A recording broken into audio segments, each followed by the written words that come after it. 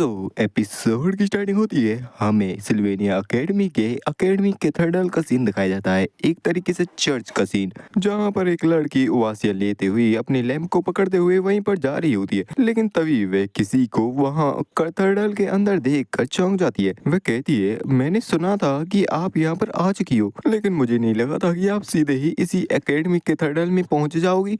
मुझे माफ करना, सेंट क्लैरिस। हाँ, तो ये हमारी क्लैरिस होती है जो कि वहाँ पर हमारे एकेडमी में आते के साथ ही चर्च में पहुंच चुकी होती है और वहाँ पर प्रेयर कर रही होती है। क्लैरिस भी मना करते हुए कहती है, यहाँ पर सॉरी बोलने की ऐसी कोई जरूरत नहीं है, आखिरकार मैं भी तो यहाँ पर बिना बताए ही चली आई। जिस बात को सुनकर वह लड़की भी कहती है, सोचा जाए तो होली इंपीरियल सिटी से यहाँ पर आने के बाद तुम सीधे ही प्रेयर करने चली आई। क्या आपके मन में कोई बदलाव हुआ है या कोई चीज है जो कि आपको परेशान कर रही है?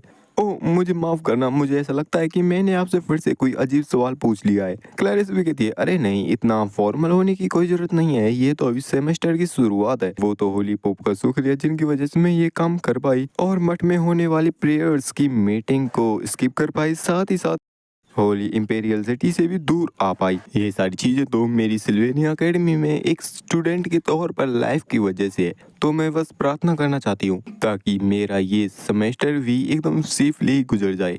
जहाँ पर सेंटेंस मन में सोचती है, सेफली, आखिरकार कितने ही लोग होंगे इस दुनिया में जो कि मेरे इन शब्दों के बाहर को समझ पाएंगे। इसी वजह से जैसे ही मैं सिल्वेनिया एकेडमी में वापस लौटी, मैं प्रेयर करना चाहती थी, सिर्फ उस पर्सन के लिए जिसे मेरे साथ के वे सारे ही दृश्य अभी भी याद हैं, जिन पर कभी भी कोई विश्वास भी नहीं कर सकता जब तक कि वे खुद इस चीज को ना देख लें। तो ये प्रेयर्स सिर्फ उस इकलौते पर्सन के लिए। जहाँ पर सेंट क्लैरिस अपनी प्रेयर्स करने लगती है, वहीं सीन शिफ्ट होता है। हमें हमारे एडी का सीन दिखाया जाता है जो कि अभी भी टाइले को चौक करके लेटा हुआ होता है। एडी भी कहता है, हाँ, तुम्हें कम से कम इतने करने के योग्य तो होना ही चाहिए था। लेकिन टाइले तो अभी भी काफी ज्यादा ही गुस्सा होता है। लेकिन तभी टाइले हमारे एडी के हाथ पर वाइट कर लेता है और तेजी से एडी से दूर हो जाता है। जहाँ पर क्लैरिस की प्रार्थनाएं अभी भी चल रही होती है, जहाँ पर वह कहती है, भगवान हमें हेवन से देखते रहना और हमें एक स्ट्रांग विल और एक अच्छा साहस देना। तभी एडी भी दूर आ चुका होता है, लेकिन तभी वह अपने सामने के सीन को देखकर काफी ज्यादा ही चौंक जाता है, क्योंकि वह देखता है कि टाइले ने एक बार फिर से अपनी पावर्स को एक्टिवेट कर लिया होता है। इस बार वह यूज करता है एडवांस माना आर्मामेंट।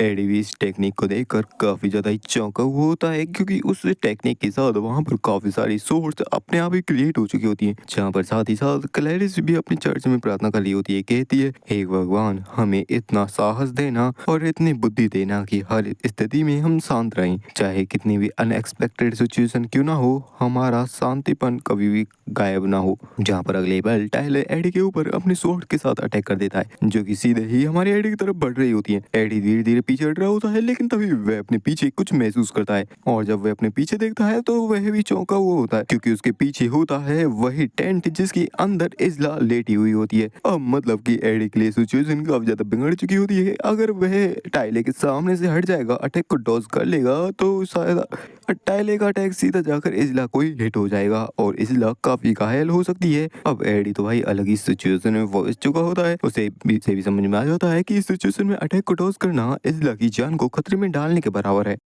तो भाई एडी भी अपने नेचर के अकॉर्डिंग अपने उस वेपन को दूर फेंक देता है और इजला को बचाने के लिए टाइले के सामने एक दीवार बन के खड़ा हो जाता है। जहाँ पर हम दूसरी तरफ देख भी पाते हैं, प्रिंसेस और जितने भी रॉयल गार्ड्स होते हैं वो भी वहाँ पर पहुंच चुके होते हैं और टाइले का वह अटैक सीधा आकर एडी से हिट हो जाता है। अटैक का इम्पैक्ट इतना ज्यादा खतरनाक होता है कि यहाँ तक कि एडी के मुंह से भी ब्लड बाहर निकलने लगता है। अटैक से हिट होने के बाद वह सीधा ही नीचे गिर पड़ता है। टाइले भी इस टाइम पर काफी ज्यादा गुस्सा होता है, मानो कि वह अगले अटैक में एडी की जान लेने ही वाला हो।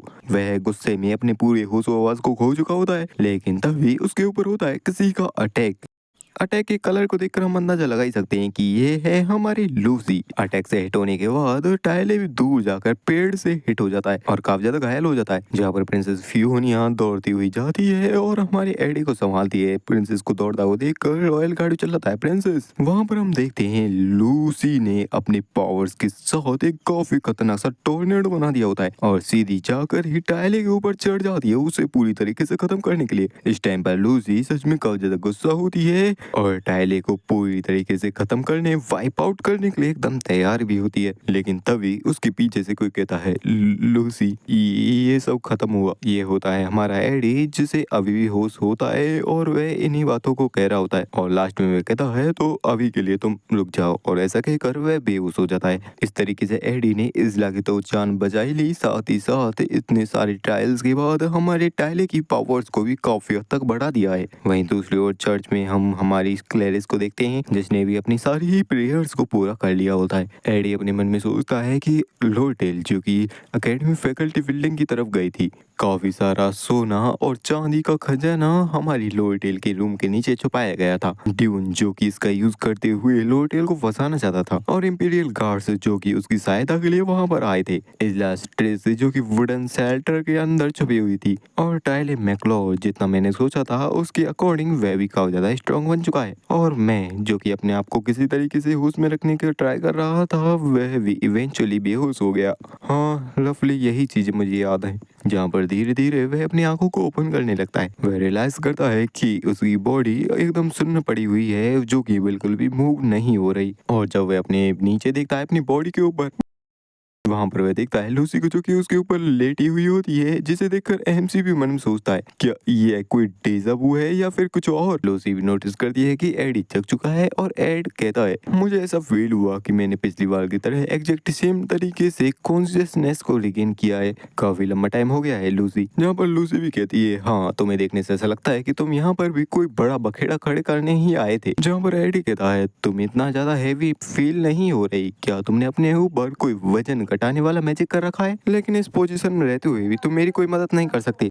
वैसे तुम्हारा मेरे ऊपर इस पोजीशन में रहना इतना कोई जरूरी काम नहीं है। जिस बात को सुनकर लूसी काफी ज्यादा ब्लश करने लगती है और कहती है, ये काफी ज्यादा इजी रास्ता है तुम्हारे चेहरे को इस तरीके से देखते रहने का। जिसके बाद पूरे कमरे में एकदम सन्नाटा छा जाता है। जिस पर एडी कहता है, तो फिर क्या मैं तुमसे कुछ सवाल पूछ सकता हूँ? आखिर हम कहाँ पर हैं और तुम ही मेरी देखभाल क्यों कर रही हो? और जब मैं बेहोश हो गया था उसके बाद चीजें कैसी रही? लूसी बताती है, यह ट्रेक्सॉल की इन्फर्मरी है और मैंने टाइले को भी काफी अच्छे से पीटा। जहाँ पर एडी और पूछता है कि और क्या हुआ? लूसी बताती है कि ज्यादा कुछ तो नहीं हुआ, क्योंकि आखिरकार जब से तुम बेहोश हुए हो तब से सिर्फ 1 ही घंटा हुआ है।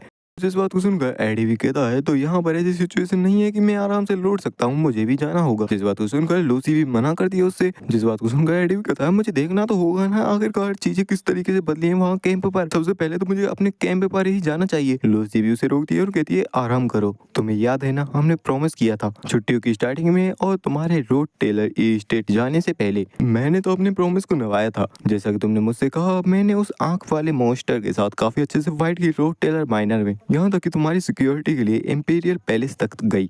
जिस पर एडी हमारी लूसी को शुक्रिया कहता है, लेकिन लूसी कहती है, मुझे तुम्हारा थैंक्स नहीं चाहिए, ये कुछ मामूली से शब्द के अलावा कुछ नहीं है। मुझे मेरा रिवॉर्ड चाहिए जिसका हमने प्रॉमिस किया था। मैं अब और ज्यादा लोनली होना नहीं चाहती। मुझे एक कारण चाहिए जिसके लिए मैं जी सकूं, और कुछ ऐसा जिस पर मैं पूरी तरीके से फोकस कर सकूं। तो अपने आप को फिर से चोटिल मत करना।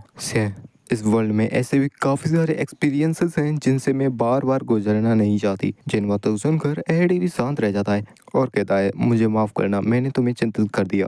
और एकदम शांत हो जाता है। लेकिन तभी कहता है, ओ लुकू, तुमने क्या कहा? तुमने टाइले को काफी जोरों से पीटा, क्या वह अभी जिंदा है या फिर मर गया? और भाई इसी के साथ ये चैप्टर यहीं पर एंड होता है। वीडियो को लाइक, चैनल सब्सक्राइब कर देना। Thanks for watching.